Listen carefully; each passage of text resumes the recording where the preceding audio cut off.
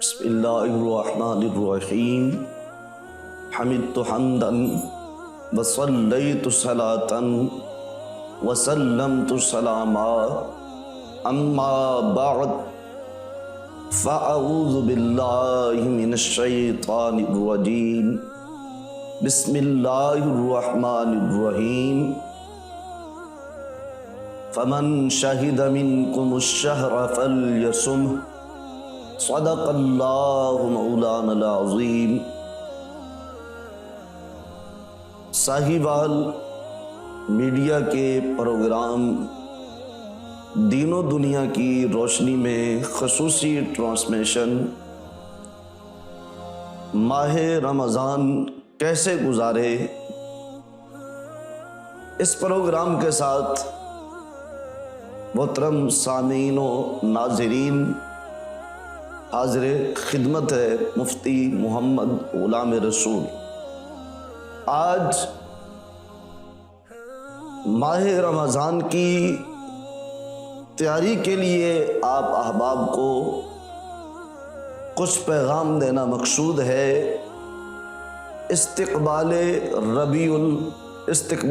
ماہ رمضان، ماہ رمضان کا استقبال آقا کریم علیہ السلام کی سنت ہے۔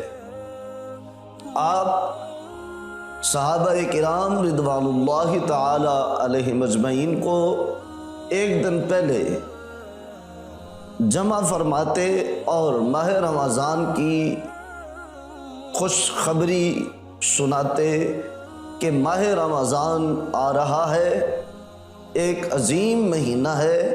یا ایھا الناس قد اظلکم شہر عظیم، ایسا مہینہ ہے جس میں عظمتیں ہی عظمتیں ہیں۔ شہر مبارک، ایسا مہینہ ہے جس میں برکتیں ہی برکتیں ہیں۔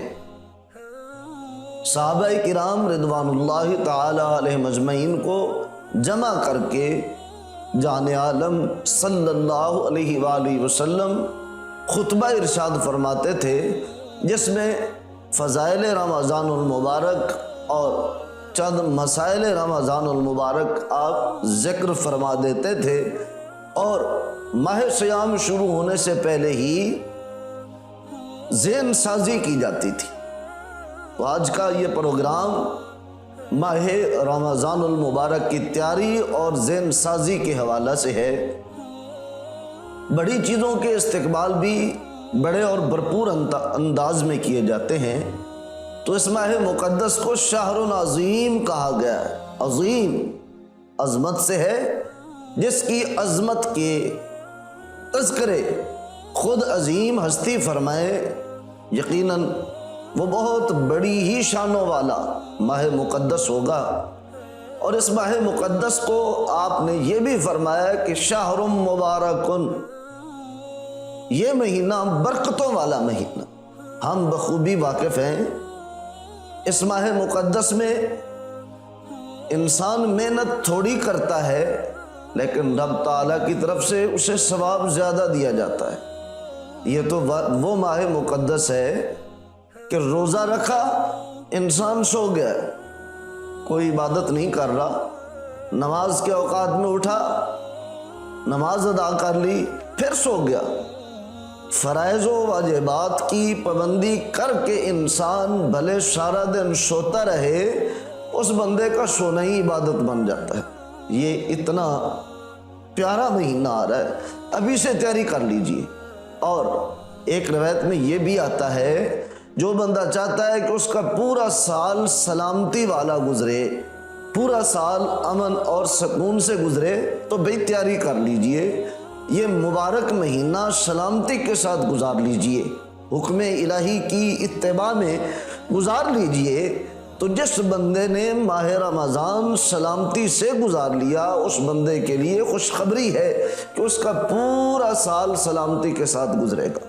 ہم سلامتی کے لیے، گھر میں سکون کے لیے، دل کے اطمینان کے لیے طرح طرح کے حربے استعمال کرتے ہیں، تو زبان نبوی صلی اللہ علیہ وآلہ وسلم سے صادر ہونے والے اس ارشاد پہ بھی توجہ دیجئے کہ جس بندے کا ماہ رمضان سلامتی کے ساتھ بیت گیا اس بندے کا پورا سال امن سکون اور سلامتی کے ساتھ گزرے گا۔ ماہ رمضان میں ہم نے کرنا کیا ہے؟ تیاری کس چیز کی؟ بعض اوقات ہم رسماً استقبال کرتے ہیں چیزوں کے، اس کے رسمی استقبال کا کوئی فائدہ نہیں۔ بھی لوگوں کو کہہ دیا تمہیں مبارک ہو جی ماہ رمضان آ گیا۔ بعض لوگ تو ایک حدیث بھی پیش کرتے ہیں کہ جس نے ماہ رمضان کی آمد کی خوشخبری دی اسے جنت مل جائے گی۔ اس حدیث کا کوئی وجود نہیں ہے۔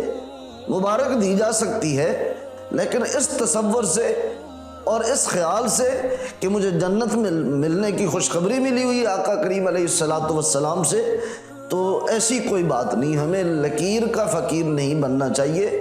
سوشل میڈیا پہ جو کوئی بھی اپنے کلمات لکھ کر ہمیں بتا دے یہ حدیث ہے تو ہم یقین کر لیتے ہیں، ایسا نہیں ہونا چاہیے۔ حدیث اور غیر حدیث میں فرق قائم کر کے کسی عالم سے رہنمائی لے کر پھر اس کو آگے شیئر کیا کریں، ورنہ بہت بڑی وعید ہے، بہت بڑی سزا ہے۔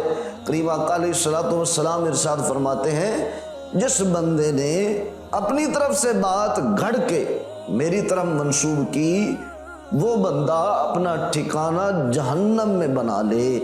تو ہم دین کی تبلیغ کرتے کرتے کہیں اپنے آپ کو جہنم کی طرف لے کر نہ چلے جائیں۔ تو یہ پیغام ہے آپ احباب کے لیے، ناظرین کے لیے، سامعین کے لیے کہ یہ روایت اکثر گردش کرتی ہے، تو اس روایت کا کتب حدیث کے ساتھ کوئی تعلق نہیں، یہ من گھڑت حدیث ہے، اس کے شیئر کرنے سے مکمل پرہیز کرنا چاہیے۔ کریم آقا علیہ السلام نے اس ماہ مقدس کا جس انداز میں استقبال کیا ہمیں بھی اسی انداز میں کرنا چاہیے، یعنی صرف مبارک دے لی اور روزے پوچھ لیے، یہ ماہ رمضان کا استقبال نہیں ہے۔ آقا کریم علیہ السلام ذہن سازی فرماتے ہیں، صحابہ کرام تیار ہو جاتے ہیں، پھر ماہ مقدس کے معمولات اور مشاغل کی طرف بھرپور توجہ دی جاتی ہے، اور ماہ رمضان کی آمد سے پہلے ان اچھے اچھے کاموں کا ارادہ اور نیت کر لی جاتی ہے کہ میں سحری بھی کروں گا، ماہ مقدس کے روزے بھی رکھوں گا، ماہ مقدس میں نماز کے اندر کوتاہی نہیں آنے دوں گا اور زندگی بھر نماز کا پابند بن جاؤں گا، ماہ سیام میں قرآن پاک کی تلاوت کو اپنا معمول بناؤں گا، اس ماہ مقدس میں انسانیت کے ساتھ ہمدردی بھی کروں گا، اس ماہ مقدس میں اگر ممکن ہوا تو لوگوں کو روزے کھلوانے کی اور روزے رکھوانے کی کوشش بھی کروں گا، اگر ممکن ہوا تو اس ماہ سیام میں اعتکاف بیٹھنے کی بھی کوشش کروں گا، شب قدر ڈھونڈنے کی کوشش بھی کروں گا۔ یہ ترکیب اور یہ ارادہ دراصل ماہ سیام کا استقبال کہلاتا ہے۔ تو یہ پہلا پیغام آپ احباب کے لیے یہی ہے کہ یہ اچھی اچھی نیتیں کر لیں کہ یہ ماہ رب تعالیٰ کی رحمت اور توجہ بھرپور انداز میں ہم نے حاصل کرنی ہے، پورا سال سکھ اور سکون سے جیے۔ اللہ رب العزت ہم سب کا حامی و ناصر ہو۔ وما علیہ الا البلاغ المبین۔